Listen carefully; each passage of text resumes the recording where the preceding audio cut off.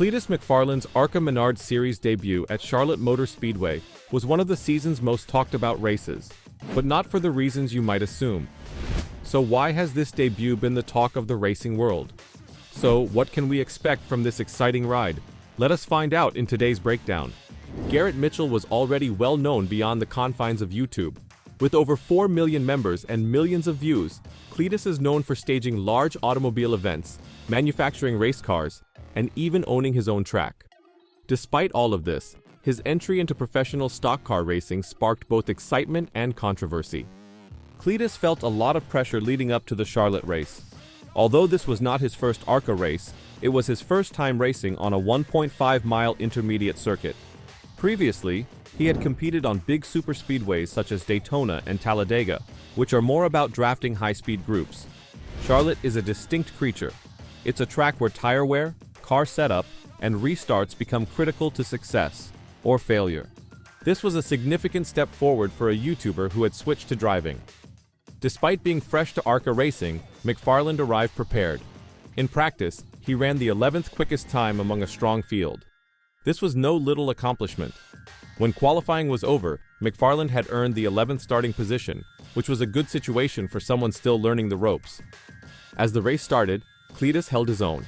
He quickly climbed into the top 10 and settled into a rhythm. The car appeared to be working properly, and the crew was in rhythm. For a while, it appeared that McFarland was going to deliver an unexpectedly great performance. However, racing has a tendency of turning quickly. Around the halfway mark of the race, a caution flag appeared. Most teams went to the pits for new tires. Given how important grip is on tracks like Charlotte, McFarland and his team decided to take a chance. They stayed out on older tires, hoping to gain track position and possibly take a top spot if everything went their way. This decision pushed Cleetus all the way to the front row, but restarts are difficult, especially on worn tires and with little expertise on intermediate circuits. When the green flag appeared, McFarland spun his tires. This little loss of traction set off a chain reaction. He lost momentum, forcing the automobiles behind him to respond fast. In an attempt to avoid impact, William Sawalich clipped the rear of McFarland's car. That sent Cleetus spinning into Isabella Robusto's car, which smashed into the wall. What followed was a big pileup of roughly 10 cars. The wreck was unexpected and dramatic. Multiple drivers, both beginners and veterans, saw their races destroyed in seconds. What could have been McFarland's breakout moment ended in calamity. Social media lit up immediately. Fans disputed whether McFarland had the necessary talents for this level of racing. Some called it a rookie mistake, while others contended that influences like Cleetus shouldn't race professionally at all. Many criticized his team's decision to continue running on outdated tires. It was a gamble that did not pay off. So, was McFarland unprepared for a race like this? Or was this evidence that popularity should not trump preparation? But this is where the story takes a turn. Rather of avoiding responsibility or making excuses, Cleetus McFarland confronted the consequences.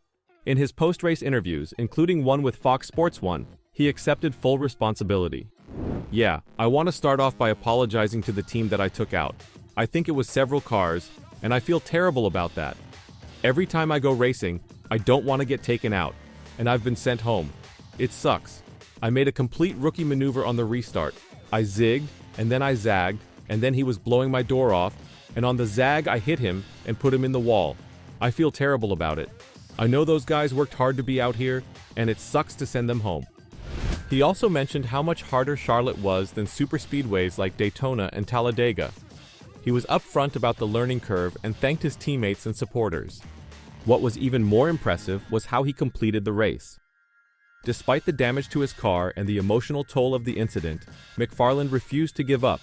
He kept racing. He clawed his way forward, lap by lap. When the checkered flag flew, he crossed in 9th place. That may not sound like a great accomplishment to some, but in ARCA racing, particularly after a massive wreck, it is a huge recovery. This was his greatest ARCA finish to date. He made a mistake that resulted in a wreck, which he immediately admitted. He described it on the radio as a rookie mistake. Inside the car, he was visibly furious, beating the steering wheel and hitting his helmet in despair. That wreck gave folks even more incentive to debate.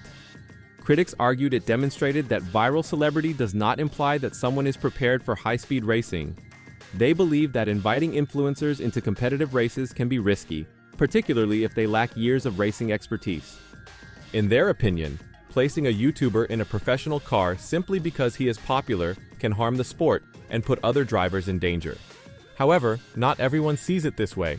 McFarland supporters remark that, while he committed a mistake, he also accomplished something impressive, finishing in the top 10.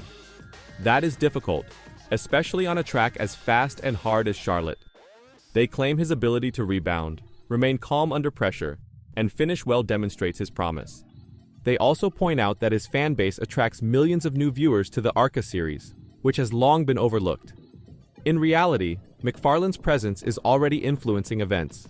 His videos reach millions of people, many of whom have never witnessed a professional race before. Because of him, they are now watching ARCA. Sponsors notice this type of attention. TV broadcasters are interested when someone brings in a new audience, and it's difficult to dispute that he adds value not only as a driver, but also as a sport marketer. However, McFarland's situation is difficult. Every step he takes is monitored. Every mistake generates a headline. And when other drivers collide, it's simply a racing incident. But when McFarland crashes, it sparks an internet controversy. He's fighting not just against the other drivers on the track, but also against the public's view. That strain can be intense, especially if you're still learning, and McFarland is learning. He understands that he has a lot of room for improvement. He expresses an open desire to improve, including attending more test sessions, studying racecraft, and comprehending the racing culture. These things do not happen overnight. Most professional drivers begin racing go-karts when they are 5 or 6 years old. McFarland is doing this much later, and in public, which makes the challenge even more difficult. But he isn't giving up. Even after the accident, he did not hide or flee. He kept racing. He continued to work with his crew. He confronted the critics and moved forward. That demonstrates mental power. And in racing, mental fortitude is just as vital as speed. While the press focused on the crash, there was another big event in Charlotte that night.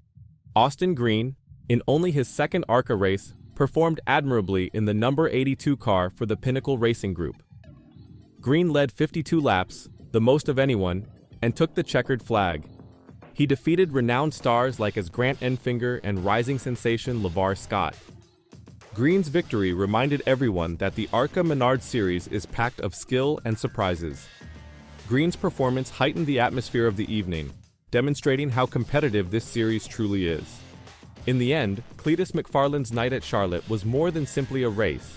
It was a spotlight moment that highlighted the conflict between old-school racing tradition and the new era of viral fame.